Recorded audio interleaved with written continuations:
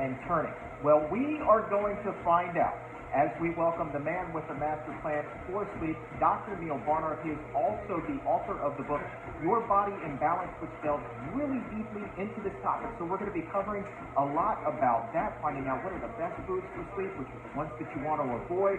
Also, we're going to be opening up the doctor's mailbag, which means that it's your opportunity to not only ask your sleep questions, but literally about anything else health-related that is on your mind. So go ahead right now.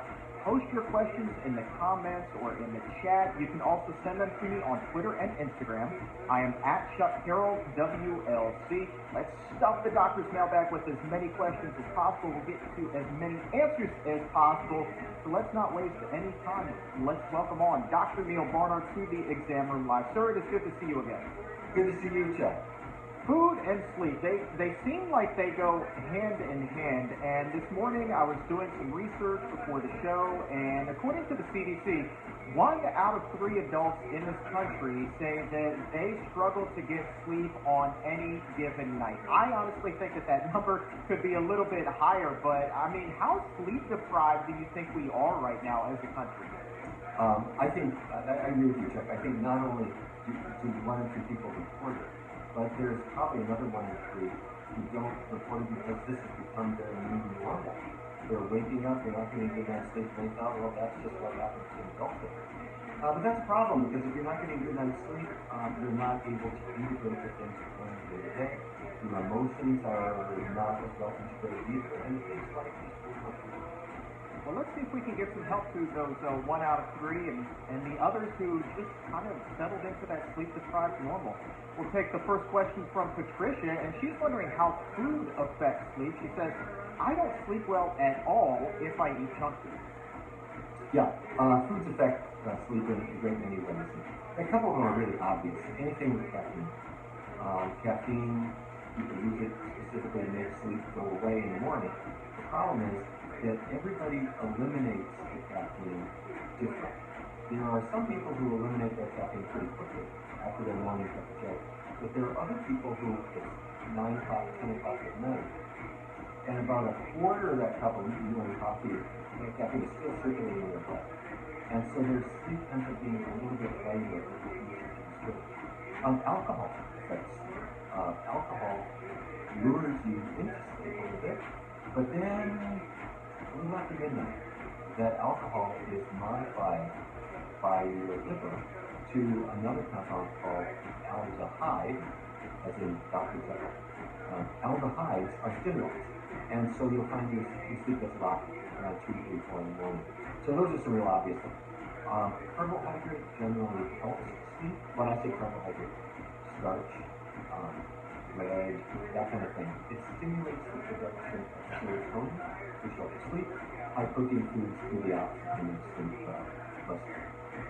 So, also, when you're talking about carbs, I'm assuming you're talking about complex carbohydrates, not necessarily those that would be found in, say, a donut.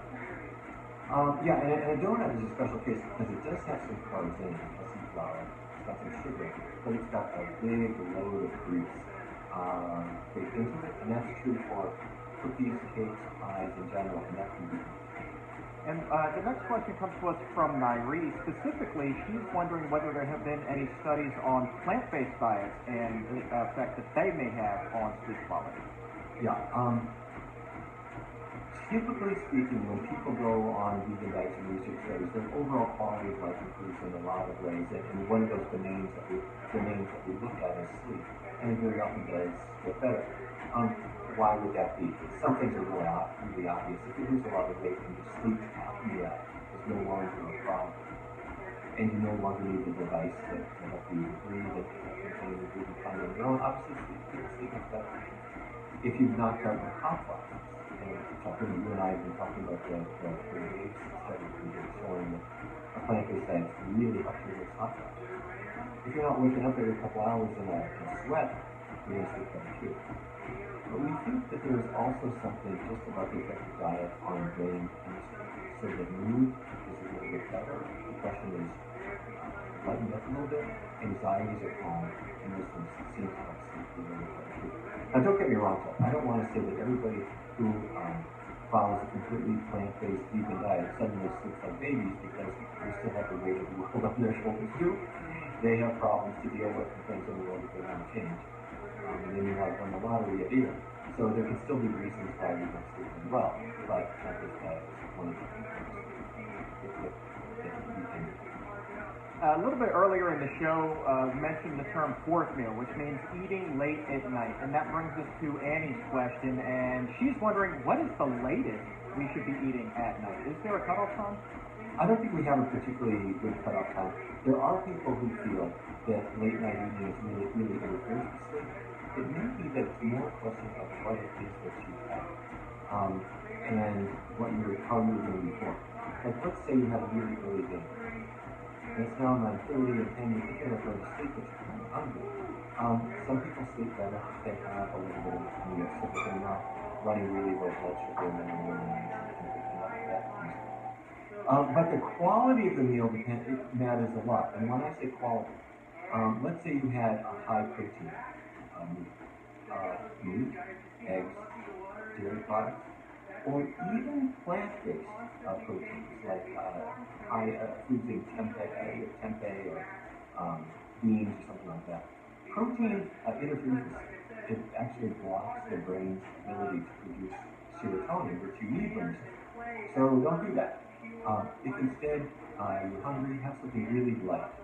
A piece of fruit, some bread, something like that, and your sleep will generally be better. And what about those people who work overnight, the shift workers? Maya is one of them. She's wondering, when should someone who works overnight eat? I mean, what is the best schedule there? That's got to be a difficult one. It is, and it's much more difficult if it's intermittent. So if you're working the day shift, Monday through Friday, and suddenly got to work Saturday night shift, your body hasn't had a chance to recover. If you are on night shift and it's steady, you know what your pattern is. You can go into the pattern, and it's basically the same as during the day. Have your meals at regular times, and normally speaking, you don't have a heavy, especially not a high protein meal just before you go to sleep. If it's an intermittent kind of thing, you just do your best. Try to eat healthful foods. Don't let sleep deprivation lead you into junk food eating. You know what I'm talking about. If you're groggy and you feel crummy because you slept poorly last night, don't eat anything just to get through the day today. It's good to surround yourself with healthy food so that you don't end up doing We've talked a lot about food so far, but now let's talk about water. Paul is wondering at 12:06 whether drinking water before going to bed can improve sleep quality. It can if you're dehydrated, but it can interfere with sleep if you're overdoing it for the obvious reasons that you want to get up pretty soon. Let's see here. M. Knob, 12:06 as well. Do magnesium-rich foods help when it comes to sleep? Not that I've seen. Great question, but I haven't seen any evidence that magnesium-rich foods are good. Gerardo, 12:08, specifically wondering about bananas. Well, a banana is famous because it's got potassium that brings your blood pressure, that helps your red blood cell good. But it's a great source of really healthy carbohydrate. And as we mentioned a couple times already, that helps your body to make serotonin, and that'll help you sleep. So banana gets a green light. We had somebody in the chat room earlier. Forgive me, I can't find the exact question right now, but they said that every time that they eat raw greens, they can't fall asleep for at least 2 hours. I don't know if they get turbocharged on it or what, but they were wondering if you had heard of that before. Is that normal? If it's happening to you, believe it. When you're talking about raw greens, let's take a look at what are in green. Green vegetables like kale and collards and broccoli, what do they have? They've got a lot of fiber. They have a surprisingly large amount of protein, and they're not starchy. They're not like a sweet potato. So what does that mean? You're getting, relatively speaking, a pretty high protein food that's not very high in the carbohydrates that are going to release serotonin. So it's not a big surprise that that's a food that's going to interfere with sleep. So what does that mean? Let's say it's morning. Morning is a good time for high protein, not animal protein. But if in the morning you have veggie bacon, veggie sausage, or beans, beans are a high protein food that Americans tend not to eat for breakfast, but everybody else does. If we were in London right now or in Sydney, they would have beans on the breakfast buffet everywhere. If you were in Mexico, they would have black beans. High protein foods in the morning tend to help people to kind of put the sleep behind them and wake up and do better. Which is why some people will replace bacon with, say, grilled tofu or grilled tempeh. They are high protein but without the. So many great people hanging out with us in the chat room today. A lot of great exam roomies. Susie Q, Forrest View, Tofu Tuesday. I always love it when she's here on a Wednesday. Lisa, Jean, so many great people. Gina, and a special hello also to Lego DC. Thank you all so very much for hanging out with us here today. Dr. Barnard, let's switch gears for a little bit. We'll come back. I'm sure that there will be more questions about sleep momentarily, but let's take a question really quickly from Ashley, who is wondering whether it's okay to exercise before breakfast because you've been fasting. Do you need something in your stomach before you get out there and go? No, you don't need anything in your stomach. You go, if you want to exercise before breakfast, you go for it. Absolutely, that's perfectly fine. Why? Your muscles are running on glucose. That's their fuel. And even if you didn't have any breakfast, you've got glucose because your muscles stored it. It's glycogen, it's there, it's batteries, it's charged up. You are ready to go. Don't forget your bottle of water because you don't want to get dehydrated. But no, you don't need to eat before you go. And a lot of people don't want to eat before they exercise. They don't want to have food jostling all around in their stomach when they're up between mile 3 and mile 4. So you go ahead, you don't have to have that. She's got a follow-up as well. Should you then be eating extra calories after you've exercised on an empty stomach? Yeah, absolutely, and you don't have to do it intentionally. Your body knows that you just burned some calories. How much? About 100 calories per mile. And surprise, that's true whether you walked it, jogged it, or ran it at full tilt. About 100 calories per mile. It depends on your size and other things. But your body knows that. And so after your 5K, your body says, well, we better have a little extra food. Because your body wants to not only have the energy that you're going to need because you've depleted some glucose, but it wants to also store up some extra glycogen in your muscles and liver in case you decide to do the same thing the next day. So, yep, you're going to be eating more, and it happens all the time. Let's switch back to sleep. The conversation continues on right now with the exam roomies in the chat. Some are wondering about the connection between melatonin and sleep. If you could talk a little bit about that. Yeah, melatonin has been talked about for a long, long time. There's some best-selling books about using melatonin. Some would call it a miracle. I think that's overselling it, but it works. Melatonin is something that can be used as a supplement, and it does help promote sleep, and it seems. And Bulin, our friend, he's the muscle-bound vegan. He's wondering if tart cherries are a really good source of melatonin. I would have guessed not, but I think I'm going to have to look at it too. Fair enough. Let's see here. Okay, Cherie. She is transitioning right now to a plant-based diet, but she said, look, I've been having these headaches since I made the switch. Is it possible for someone after they switch to a plant-based diet to have some headaches? Okay, we did a study a number of years ago on migraines, and specifically we used diet changes to see if migraines would go away. And by the way, a migraine is not just a bad headache. A migraine is a specific type. It's pounding, not constant. It's sort of an air or hammer against your head. Usually on one side, sometimes both sides, but usually one side. And along with the headache comes a sense of really being sick to your stomach. And it lasts a really long time. It's not just a stress headache that comes with it. And so what about diet? Researchers have found, and people with migraines have found, that certain foods trigger their headaches. Dairy is probably number one, but others can too. Chocolate can do it. For some people, something like citrus fruits can do it. There's about a dozen common triggers, but dairy is probably the most common. If you eliminate the common triggers and your migraines go away, then you could put those triggers back into your diet and see which ones really are the bad triggers and which ones you can add them without a problem. A lot of people do that kind of elimination diet, and I've written about it in my book, The Cheese Trap, in case you want to try it. But now you went vegan, and your headache started. What's that about? What I would do is I would look to see if there was something new that you added. If I'm going to make it up. Let's say you really weren't doing tomatoes much before, and now you're having lots of tomato sauces, and although they're very healthy, If you have a little sensitivity to that, you might be having symptoms you wouldn't have had otherwise. So look to see if there's something new that you've added. You might eliminate that for a while, see if the migraines don't get better. Now let's go back again to sleep. Hot topic still. You mentioned that sometimes when you eat that junk food late at night, you wake up and you just feel kind of you're just bloated, just not really yourself. But Sophie at 1214 is wondering whether it's normal to feel a little bit dizzy after eating a lot of junk food the night before. Have you heard of that connection at all? Let me make sure I understand.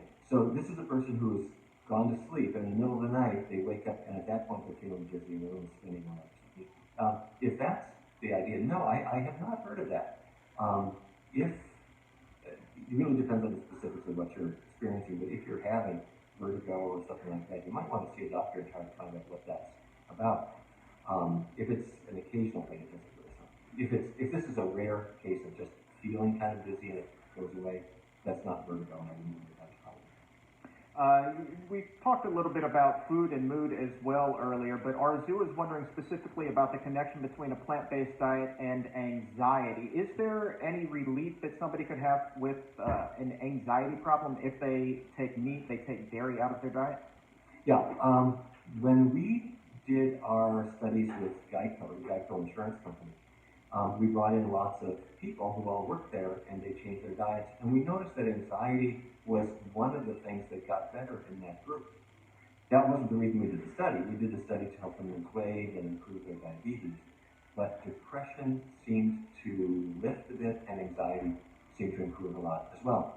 Now, on the other hand, let's say you made a diet change, and now you're feeling a little more anxious or more on edge or something like that.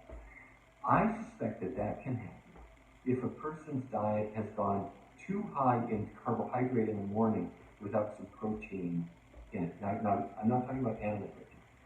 What I would say is that when a person starts their day with some plant-based protein, grilled tofu, grilled tempeh. What's grilled tempeh? Go to the store, you get tempeh and marinated for a couple seconds in soy sauce. Put it in your nonstick pan, cook it on both sides, and it's sort of like bacon, except that it's high in protein, but it doesn't have any cholesterol and no animal fat. Those high protein foods, tofu, tempeh, beans, veggie bacon, veggie sausage, if you start your day with those foods, and then have the carbohydrate-rich foods right afterwards, oatmeal, toast, or fruit, somehow having that pre-treatment with the plant-based protein will put you on a more even keel later in the day. Scientists explain this as the protein blocks the production of serotonin that the carbohydrate would otherwise cause. And during the day, that's a good thing. So if you're feeling a little not yourself, a little depressed, a little anxious, you might try this plant protein first thing in the morning and see how you do. You can have the carbs immediately afterward, but have the first thing that you eat the plant protein food, like tofu tempeh, scrambled tofu, veggie sausage, veggie bacon, those kind of things. Let's reach into the mailbag here, get a wild card question. JD at 1218 writes, I've been told that mushrooms should not be eaten raw. Is that true? Yeah, it probably is true. They probably should be cooked. There are traces of formaldehyde in them. Ooh, that doesn't sound like a whole lot of fun. No, and you'd think that raw mushrooms are great. You can put them on a salad, but I'm going to suggest that generally speaking, you want to cook them. Alicia, what is the best form of B12? Cytocobalamine or methylcobalamin? The best form is the one that you take. You are right. There is cytocobalamine. There's methylcobalamin. You'll see both on the shelf. They're both fine. They're both perfectly effective. The cyanocobalamine frightens people because it has the word cyan in it, like cyanide. It's really just a theoretical thing. The amounts there are trivial and they won't hurt you. The B12 is good. The one thing I would pay attention to is the amount. You need very little. The average person, the average adult needs 2.4 micrograms. That's not a gram, it's not a milligram, it's a microgram. And you go to the store and you don't find any that are that small. And you might find one that's 100, maybe 500. Okay, fair enough. But you don't need the one that says 5,000 micrograms, 10,000 micrograms. You don't need that unless your doctor has specifically prescribed it to make up for the cancer. And she had a follow-up. She's wondering, because we need so little, is it okay, or is she getting enough if she takes 1,000 micrograms of it once a week? Probably yes, or maybe every 2 or 3 days, something like that would be fine. Nobody knows the exact number, and your doctor can test very easily to see if you are in the right track. But you're thinking right. If you get a huge pill, like 1,000 is a lot, you can either split them in two, but if they're really tiny, that's challenging. So take it every other day. Or Good job. We have a question about selenium from Live Go Vegan at 1221. They are wondering what foods are rich in selenium. Selenium is a mineral. It's in the soil. And so the amount in foods depends a little bit less on what food it is and a little bit more on where it was grown, because the amounts are really quite variable. That said, if you look on just about anybody's website where they're listing selenium-rich foods, the Brazil nut always comes in number one. So much so that people say don't have too many, because like all elements you need a little, but you don't need too much. So if you have one Brazil nut, leave it there. This is a pretty good question from David. How can a whole food plant-based diet protect against the recurrence of lymphoma? You know, lymphoma is blood cancer. If that's what you have been dealing with, I'm sorry that you had that challenge. Obviously, the good news is that our medical treatments are much, much better nowadays than they were before. So hopefully all is well. But when we're looking at recurrence of cancer, we have pretty good evidence on digestive cancers like colorectal cancer, and even more on hormone-related cancers like prostate cancer and then breast cancer, particularly in women. Not really good data on lymphoma and leukemia, which is my way of saying I think we need a lot more research there before we really know what the effect of that is going to be. That said, we do have a pattern that, generally speaking, a plant-based diet, rich in vegetables, rich in fruits, rich in healthy minerals, gives you what the body needs to heal and have good immune function. So it's good general advice for people in general, but we really do need more studies of exactly the type that you're hinting at, so that we can have better data in the future. So right now, people with lymphoma, people with leukemia, haven't really been recruited for good studies on survival with regard to certain dietary patterns. Let's hop back to B12. We have a lot of follow-ups right now. We'll start with Peter at 1223. Says that his mom went vegan 8 months ago and has since been diagnosed with anemia. Peter's wondering whether B12 may help. It may. If she's anemic, first of all, she should be definitely seeing her doctor, because the doctor will test her not just